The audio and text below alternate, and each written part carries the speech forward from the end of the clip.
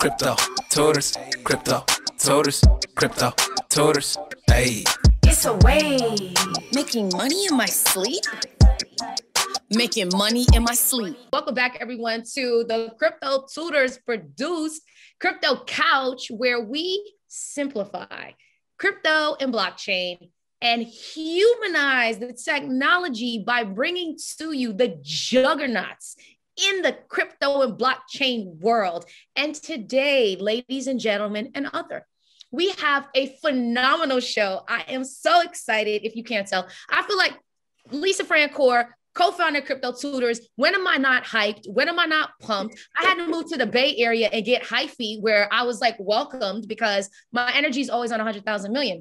Today, we have a very, very, very special, incredible, awesome, one of the, as I said, juggernauts in the space, Miss Tonya Evans, who, goodness gracious, I don't even know where to start with your credentials. So I'm going to give it a go. And I want for you to check me if I overlooked anything, because the breadth and scope, right? Right. We got each other. The breadth and scope of what my soul sister is doing in the industry and has been doing for years is unbelievable.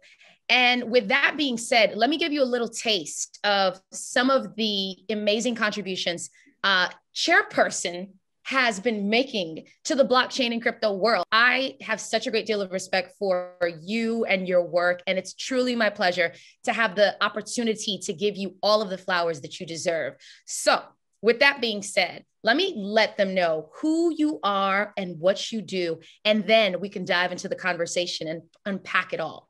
So, love it. Chairperson, love it. Okay, you picking up what Fancy Pie's putting down? So, chairperson of the Maker Foundation, the world's first unbiased currency. I got to check my notes to make sure that I'm not talking out of turn here. So forgive me for going back and forth. Okay. The world's first unbiased currency, which we're going to dive into. And if any of you are familiar with DAI, yeah, that's Maker's Foundation. So for viewers who are unfamiliar with decentralized stablecoins, I do have a quick question before I continue on the credential path, Tonya. Can you help us wrap our heads around what the hell is Maker Foundation? Like what do we mean by world's first unbiased currency? So it's first of all, thank you. There's mutual fandom. There's more. There's more. There's more coming. Okay, there's more coming. So let me just let you know that I know that you know. Yes. The foundation was actually founded to bootstrap the Maker DAO, a decentralized autonomous organization. So the term DAO can be used by so many different platforms. The Maker DAO has two tokens.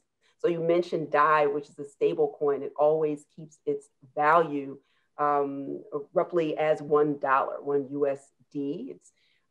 And that's really important in the ecosystem, because a lot of times people want to get out of the volatility, but they also want to still participate in a crypto economy. And the DAI token is really fueling so much of decentralized finance. And so it's a really exciting project, and the way that DAI is created, that might be a whole other topic of conversation. But the Maker DAO is responsible for two tokens, DAI, the stable coin, and MKR, which is the governance token. So people in the community get to vote on various projects and additions, changes. The Maker Foundation is part of the Maker community, and it consists of the whole community plus the Maker protocol, smart contracts, DAI, oracles, governance. So you can go to makerdao.com for a really deep dive, but that's at a high level. That's basically what's going on. So Tonya, we talked a bit about you being the chairperson for the Maker Foundation, but in relation to Maker DAO, DAO being decentralized autonomous organization, how does being unbiased, how does that play into the Maker DAO? So it's a great question. To think about the DAO versus the foundation, the Maker DAO governs the Maker protocol, and it decides through algorithms, key parameters like stability fees, collateral types, rates, and how to actually issue and create DAI. And that's through the voting power of the Maker DAO token holders. So that's separate and apart from the foundation. So the Maker DAO is fully supported by the community. The foundation was originally created to bootstrap the DAO, to make sure that you're testing out all of the smart contracts and making sure the protocol functions in the way that it's supposed to, so it doesn't end up going the way of so many other platforms and protocols where people lose all their money overnight, right?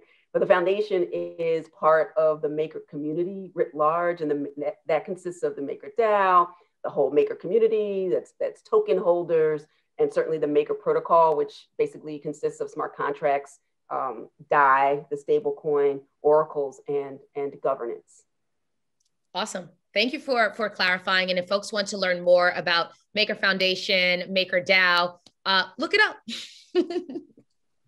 And thank you for that background, because one of the things that we truly strive to do is not just discuss crypto and blockchain from the perspective of experts who live and breathe it, but really laymanize what's going on in the industry, the technical aspects. As much as we can simplify it, we're going to really try to do that so we can make it accessible. So a quick question that I had in relation to being a chairperson of the Maker Foundation: do you know of any other Black female chairs that are out there and that need to be on the show?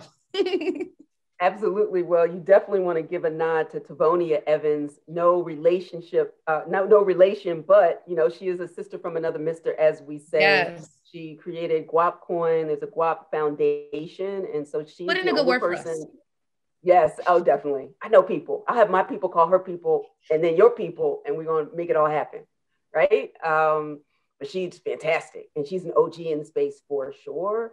She's the only person who I know who is leading a foundation of this magnitude in the space. So, I definitely take some pride points for that, and shout out to her for sure. Again, I tip my hat off to you for continuing to blaze trails for women, for people of color, and also representing, other communities that showcase that we not only have a seat at the table, but we are literally chair people of the board. Absolutely. I caught that. And, continuing on the path of just who you are and what you've done, I also want to acknowledge that you're a member of the Bermuda Global Fintech Advisory Board. And I call that out as well, because I think that from a regional perspective, the Caribbean has been one of the most progressive with respect to adoption of cryptocurrency. Well, it's a really important there's a lot of really important work going on in Bermuda in particular. So often people think of Bermuda as a place where you go for great insurance, well, great sun and fun, great place for you to leverage your existing wealth and protect it in a way that is compliant in all times, for sure.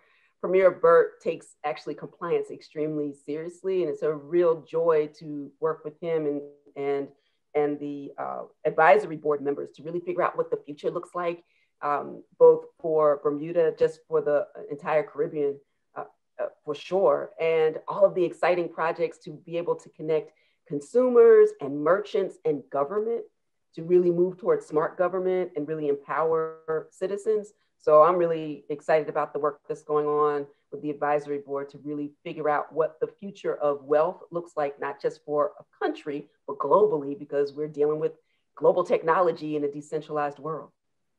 And, one thing you just said that I want to dig in a little bit more. When you say smart government, can you expound on what you mean by that exactly? Absolutely. When we think about the facilitating government in the way that you have representative government and you have government services, and there's so much what we call friction in government services. Costs too much, takes too long, and sometimes it doesn't really look like a pure representative government. So governments that are ahead of the curve and really leading the way in terms of adoption, or what we call regulatory sandboxes, bringing innovators together with government in order to have this like a private public partnership to really figure out what is the best for people, to really solve for the problems that are so persistent over time. So smart governments are using smart technology. So I think of Web 3.0 technologies, obviously, AI, artificial intelligence, virtual reality, augmented reality, blockchain, drones, all sorts of 3D printing.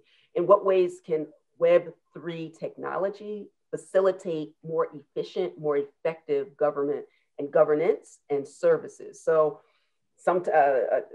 a way that some governments are looking at smart government, we see, can you pay your taxes with crypto? Can we register certain information in an immutable form for distributed ledger technology? Do we need real estate deeds in a dusty old book in a dusty old office, or can we start to automate and facilitate recording those in a way that can survive hurricanes and tornadoes and floods and whatever the next natural disaster is? And so governments that are staying ahead of that are really trying to solve for those issues and many more. That is so phenomenal to just learn about what governments are doing to understand how best to leverage technology to advance not only the people, but also the systems upon which governance is administered.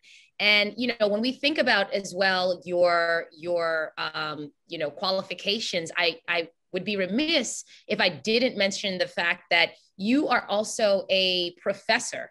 And so, when we talk about the work that you're doing in the government arena, domestically and internationally, who better than to have this conversation with than a full professor of law at Penn State School of Dickinson. And so I would love to learn a bit more when we think about your expertise and how it relates to intellectual property. We touched on some of the new technologies, including blockchain and distributed ledger technology, but entrepreneurship, innovation, entertainment law, trusts, estates. I mean, I could go on and on. The list seems to be endless. Do you sleep? Like, how does this all work? Like, I am protecting my temple in a very, very serious way at this point. But so much of what you just mentioned, it actually brings me joy. I do have to have people check me. It's like, unplug, disconnect. Let's watch something mindless. Let's get in this, this kitchen. Let's cook. Let's go for a walk. I work out almost every day. It's a hard thing that's on my calendar. I meditate every day. I'm trying to do more yoga. My body doesn't really like yoga, but the body that I will have 20 years from now is the body that I create today. So I am very intentional about that. I just happen to be energized by this work. And so I've been a lawyer for 24 plus years now. And the crazy thing is, when I first started practicing in big law, all those years ago, I graduated from Howard Law School. So representing for HU, for any bison up in here, and anybody who went to Howard Law can't stop the hustle. When I first graduated after clerking in the Third Circuit, I worked in big law in the Trust and Estates Department doing sophisticated planning for high net worth individuals. It was a long stretch from what I'm doing today. And I could have never, I just couldn't have imagined the world that I have now when I'm focused on innovation. Crypto did not exist at that time. Cryptography did in terms of encryption, but crypto, as what we know, certainly did not. And I'm not a techie by nature. I'm a poet. I'm an athlete. I don't know. Don't just like skirt over the fact that you're just gonna drop that right-brained, creative. I'm a poet, a published author, might I add. Hello, when it comes to decompressing, I was just going to ask you, like, the role that poetry plays in just, helping you unwind, because I feel as though it's so logical, it's a very linear thought process associated with law and so forth. And so to also have the ability to be creatively expressive in the medium of poetry is such a nice balance. It is, Lisa, I have to be honest. I feel distant from it, but getting closer. So to your point of Mark, I'm in my 14th year of the legal academy. When I first started, and that trek to become a tenured professor at the first law school was Widener Law Commonwealth, I almost pushed it entirely to the side. It was like a day and night experience because legal writing is so formulaic and so specific, leaving little, if any, space for any modicum, I should say, of creativity. If you're being creative in a legal brief, you're probably doing it wrong, right? So it's very formulaic. Very formulaic, but I do what I want to do what I have to do what I want to do. And you give me a good book of rules and I will check those boxes like nobody's business, with the comfort of knowing once I established a certain, the first time I received tenure, then I could have more freedom in the things that I wanted to do. But I'm always a poet at heart. I am a lover of the written and spoken word. I always journal. So that was like the one little piece that would keep me connected to writing. Yes. I used to like work all day. Imagine that. I know this shocks you, but it's true. And then I would leave the law firm and go to the nearest coffee shop, and I would join whatever cipher was going down. I'd get on the mic, open mics all over. And that led to being a first runner-up in Def Poetry Jam. Back in the day, I'm dating myself for real. Yes. So if you can get Def Poetry Jam tea. Hold. Do we have any Def Poetry Jam aficionados in this conversation? Because we want to see you in the comments. We want to make sure that Chairperson Evans knows that we are out here and we recognize the gangster and we tip our hat off to the OGs that made the space, okay, what it is. So quick sidebar.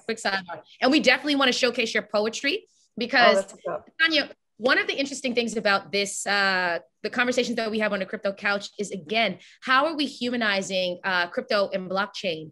And just to showcase this other, dimension to your personality, I think really elevates that, like it's so technical.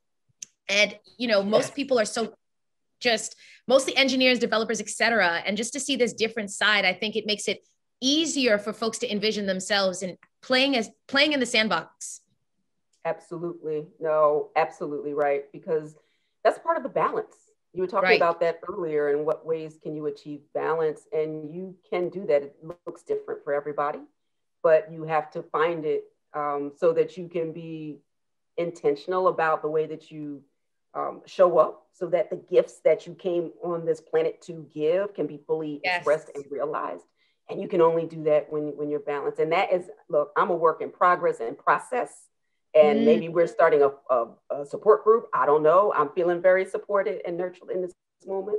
But everybody has to Who's find joining their that support group? I am. Can I see in the comments? Can I make sure that Tonya knows that we are about that life over here on the Crypto Couch, in the Crypto Couch community, the CryptoTutors community? Yes. So, yes, absolutely. So that's the way that I feel like I'm coming back to it now. Now being at Penn State Dickinson Law, I just accepted another tenured position that begins July 1. I was on a visit here for a year, see if they love me and I loved them. I'm a former associate dean for academic affairs at the University of New Hampshire School of Law. And that was a grind. That was a grind in the middle of a pandemic when I had to teach every one of my professors how to teach online on a dime. That almost killed me. Like, real talk. It's like, I sometimes, and I know that you'll appreciate this, you're highly competent in an area, but it still is soul sucking. And at a certain point, yes, I could. Yes, I'm amazing. Is this right for is this my ministry? I was like, I don't think this is my ministry. Obama out. Come on, where's my money? Catching this. Damn. Yeah. It's like, I could do this, and I am doing this, and I'm doing really well. While I was there, I created the first blockchain cryptocurrency and law online certificate program, because I was teaching law students. I adore teaching. I adore my students, but I wanted to find a way to connect with other people. And so building that program to also support others in, what professionals are going to need. They need lawyers, even if the original cypherpunks didn't want to have anything to do with lawyers. All of this technology does not exist in a vacuum. And it's like, for mass adoption and for the rest of us, are lawyers going to be there? And what do business folks need? And how do you understand this technology and the intersection of law and business? So I loved doing that. And I've taken those talents and that build and that work forward to create my own stuff, which we'll talk about in a moment. Yeah, and I was going to say that with respect to the, again, in the vein of your expertise and the role that entrepreneurship and innovation plays in those expertise and within those expertise, I want to also acknowledge the fact that you have Advantage Evans. So, you know, in addition to all of the governing bodies that you're associated with, you also have your own business. And, you know, you too are in the crypto blockchain educational community. And so I would love to share or learn rather a bit more and share with the community the work that you're doing at Advantage Evans, and also the name, the origin of the name, which I think is kind of interesting that we have to tell people about too. Well, look, I love intellectual property, and I would be remiss if I did not manage mine to the fullest extent. My mother is also a patent and trademark lawyer. So every time I have an idea. So the apple doesn't fall far from the tree. Yes, I exactly. see you, yes, attorney, like, family of Mom. attorney. Yes, attorney mom. Please go Thanks, register Mom. the trademark. You need to have her on the show. Can we have her on the show? Okay. Mama Evans, do you have hold up. Show? Yeah. You're gonna need a Maybe 2-hour show. from Mother's Day. That would be like our Mother's Day. That's cute. Yes, she is the wind beneath my wings for sure. And so much of what I do is not possible without her. And my dad, shout out. My dad is a state representative in Maine. He was only the 5th Black legislator in Maine. It probably should shock no one. On one hand, it's like, gosh, only 5. And it's like, wow, 5? Right? I don't even know how to say it. In the 21st century, though, you would think that would be, we would be talking about 100 years ago, but it's kind of, you know, but kudos to your father, right? And I think that in the vein of acknowledging trailblazers, you know, he and your mother are both are passing the torch to you as they continue to carry it. And thank you for that. And it's so true, because we as a family, they divorced some years ago, but I still say family because I came to this earth on some assignment as a result of them both, and they're both are extraordinary in their own right. They also are both entrepreneurs at heart. And so the idea of, yes, on top of it all, right, y'all are such overachievers. Can we see #overachiever in the comments? Because I think Tonya needs to understand how we over and indexing on excellence, that's what you embody. So I'm definitely trying to be where you're at. Follow her on Twitter. We're going to put all of our Twitter handles so that you can be sure to stay abreast of what's going on in Tonya's world. Forgive me, Tonya, for interrupting, but I had to let them know where to find you also. let them know, because I go hard in the paint on those Twitter streets for sure. You are about that life. I'm like, is this a bot? Sometimes I have to ask myself, I'm like, is this a bot? Because you're just giving so much great information, and we haven't even broached the subject of NFTs, which is coming next. But I can't wait. I cannot wait. Well, the precursor to that is talking about Advantage Evans, because I started it last year when I was leaving the last job, saying there's so much that I want to give, and I want to have agency and control over it. We talk about that so much in the crypto space and the crypto and blockchain space about where can I show up with fully realized and actualized autonomy, and that's creating my own stuff. And so with a particular point of view, of course, empowering underestimated lifelong learners. I consider myself to be a lifelong learner, which is why I'm doing what I'm doing now. But those of us who are traditionally locked out of tech and finance and now creativity, if we're always talking about, I'm going to use one of those big jargony words, but let's break it down, intermediaries, if we are disintermediating the space, and so state it more simply, any gatekeeper or someone who has to co-sign and give me permission to do something with my life, my body, my money, no, there's no time for that. And so being a lifelong learner, for the people in the back. Come on now, we need anybody or anything, any entity that is standing between me as a gatekeeper or a permission co-signer for the privilege of using my mind, my body, my money. No. And so shut it down. Focusing on saying lifelong learners, if you're traditionally locked out, how do we take control of our financial futures? That can be through consumerism, that can be through investing, that can be through building, using whatever you have and making it relevant in a Web 3.0 world. And so that's the energy and spirit behind Advantage Evans and to create onboarding experiences, particularly for Black and Brown communities, for women, for queer community. I live at the intersection of all of those things to get in safely, legally, confidently in a welcoming environment. So you have curated information, you have community, and you have coaching. I love alliteration. You see what I did right there? Oh, plus one. So yes.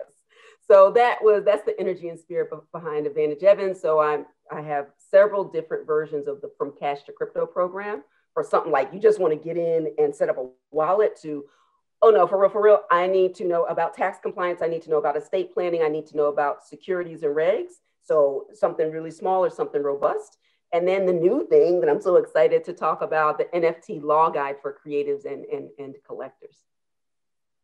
You know, gosh, you touched on a few things that I think that merit a bit more investigation. And so with Advantage Evans, you know, and sort of like your introductory course, the notion of a wallet, for those folks that are not familiar with that terminology, one, let's just flesh out what a wallet is. So when you think about how, look, I'll take a step back and say it as plainly as possible. You have to have some mechanism for communicating with a blockchain to let the blockchain know of any balance that you have in crypto and any subsequent transaction for that particular cryptocurrency. If I have one Bitcoin and I'm holding it, the wallet allows me to communicate with the relevant blockchain. Let's talk about the Bitcoin blockchain and say, hey, Bitcoin blockchain, I have two and I'd like to send one to Lisa. Yeah.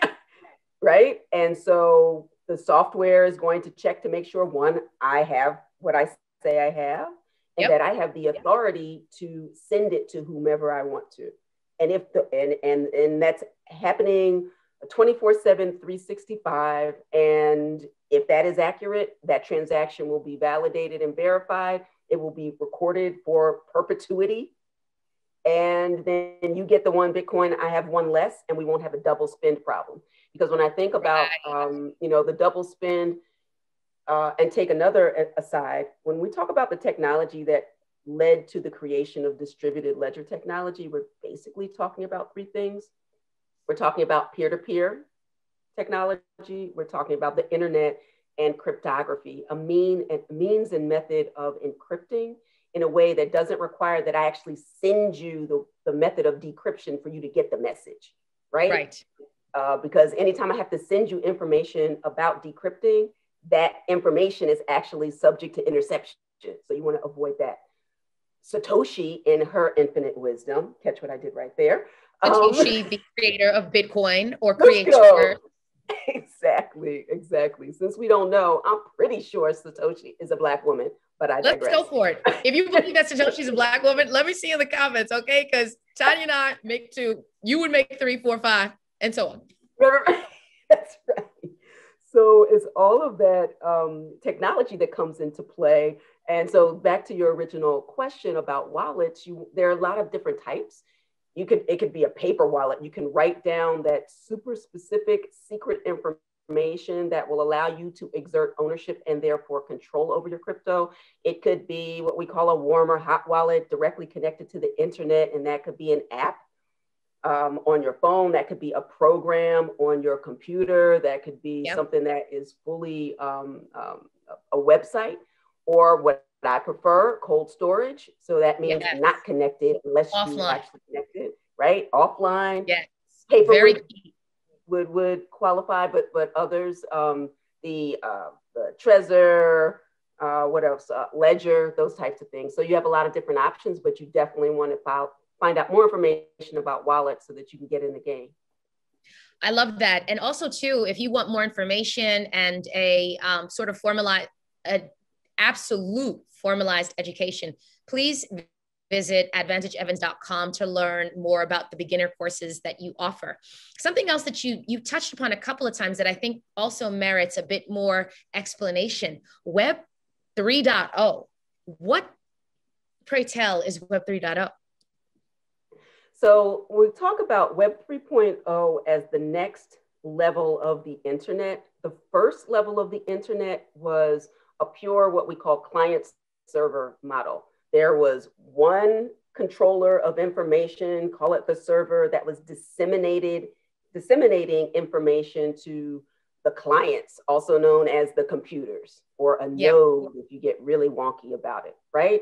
So it's broadcasting information, but it wasn't a two-way street.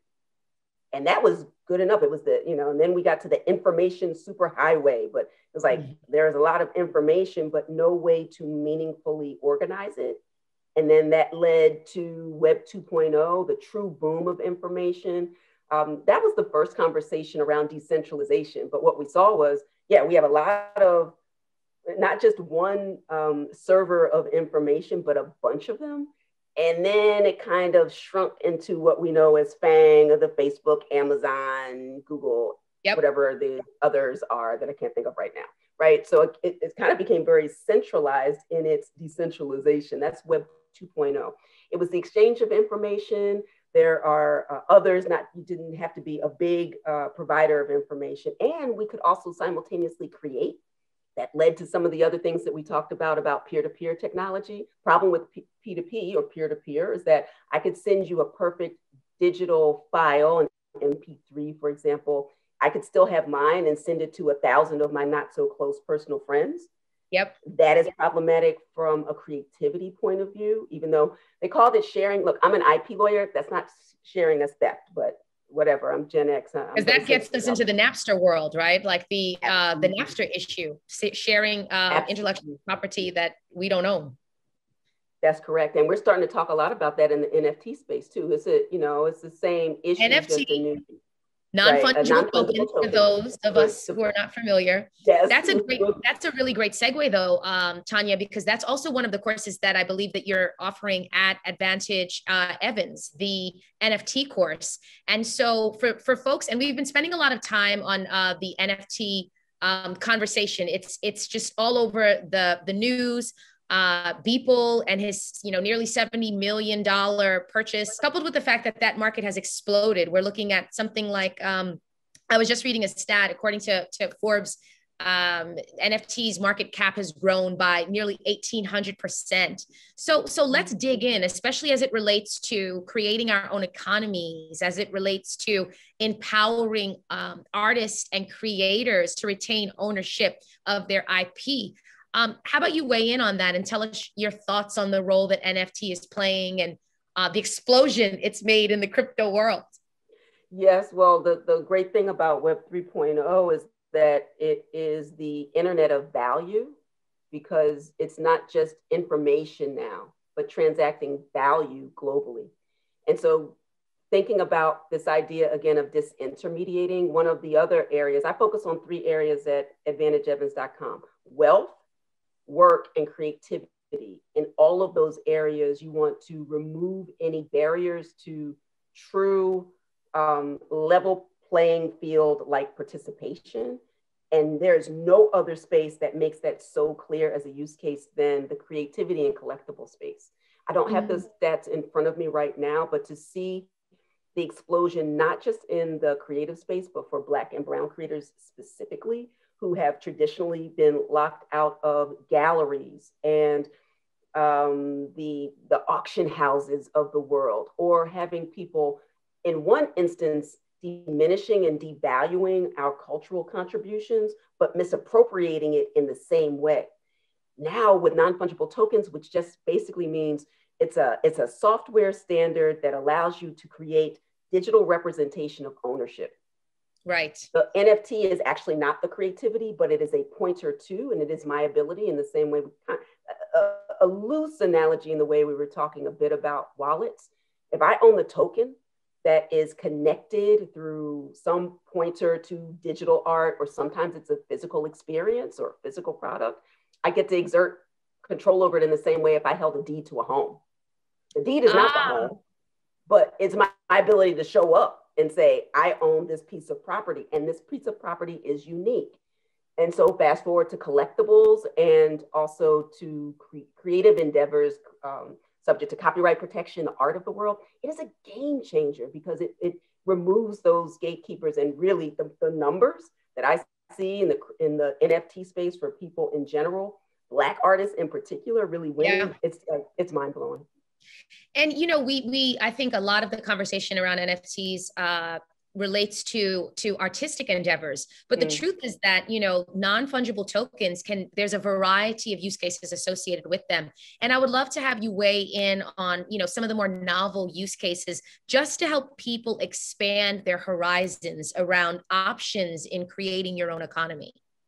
Yeah, interestingly, I'm in negotiations or conversations, I should say, with a project about creating non-fungible tokens for access to opportunities or for time with a noted or notable person. 30 minutes of time with Professor Evans to do X, Y, and Z. That can actually be tokenized, interestingly. When I think of the provenance of unique assets, so the provenance of diamonds, to make sure they're not blood diamonds, for example, that's really important. Again, provenance speaks to the pardon for the interruption, but provenance speaks to the origin, right? And so well, let's talk a little bit about that, because I just want to make sure that folks grasp the content, the concept of provenance. Absolutely.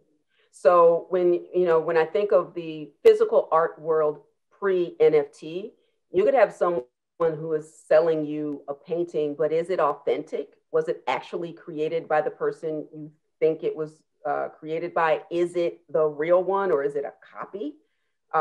Is it stolen, right? In a big art heist, you want to make sure that the person who was supposed to create it did. The verification of identity and the authenticity of that particular good. And so that's really, really important, and particularly for some of the things that we said around digital art or collectibles as well. Yeah, you know, the interesting thing too is, especially with social media platforms, the truth is that, you know, in the vein of appropriating, you'll see a lot of folks just, you know, screenshot art, make t-shirts out of it, so on and so forth. And I think that in the vein of understanding how powerful provenance is in relation to NFTs, like this is, to your point, such an incredible game changer. And also some of the interesting use cases that I've been hearing about as well is how do you write, you know, the ability to write smart contracts and for your home, for example, and then use that smart contract to create an NFT that enables you to draw equity from your home. And this is, again, a very, you know, mind-blowing concept, because the middleman is being eliminated, you know, like that. I love how you said disintermediate, because when you think about the dependency that we've had on these central authorities, banks included, you know, to, you know, they're lending our money and we're getting interest wise less than 1% in savings.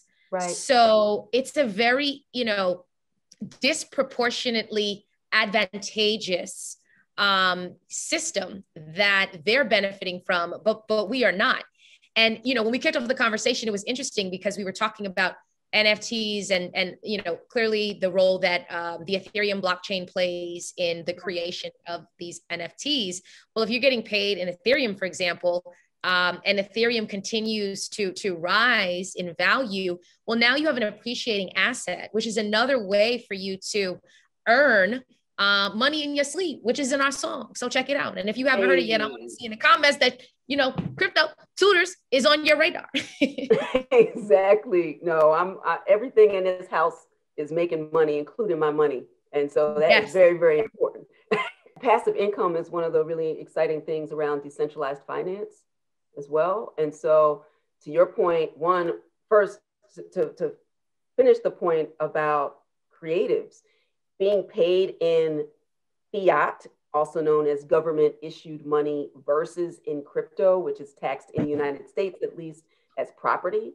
And therefore you're tracking capital gains and losses. That is has the potential to be an appreciating asset. Look at what ETH is. By the time, it's going to be incredible what's happening in that Ether or one type of cryptocurrency. It is really exciting to see. So not just getting paid, but getting paid with an asset that will continue to pay over time is really, really powerful. And then that goes to, I think, your point about being able to leverage your crypto or other assets You can put them up as collateral without having to show up to a bank with all your paper and all the racism on top of the paper and the redlining and all this. No, this intermediating the space is you. It's your collateral.